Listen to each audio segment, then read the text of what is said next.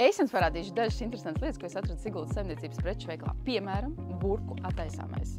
Fritieriem apaļais cepamais papīrs, kur friškas likt iekšā, nav jāmazgā. Vaskadrānis noderēs gan uz galdiem, gan bērniem zīmēšanas pulciņos, prasa tagad. Moskīta tīkls, ko likt priekšā logiem vasarās, lai mučas nelido mājā iekšā. Šitās gaļmašīnas citi meklē kaut ko maltu, tur zaļumus vēl, ne tikai gaļu. Citi meklē, es atradu tepatās Siguldas saimniecības preču veikalā. Kā 3,60 mazo beņķīti arī var. 3,60. Gandrīz kā kafija. Ētāk. Šeit pat ir atrodama spilvena ar griķu pildījumu. Tiem, ko gribu saldu čučēt. Jau paskaties, cirus ir kāds nav. Ja tagad arī kāds ir, pat 3,95 kāds, kas meklē. Un arī lāpstiņām.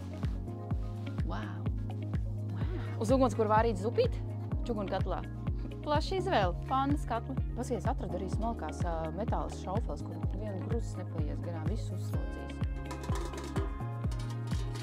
Visu šo un vēl daudz ko atradīs Krišāna Valdemāra ielā 4A Siguldā, Siguldas centrā, protams.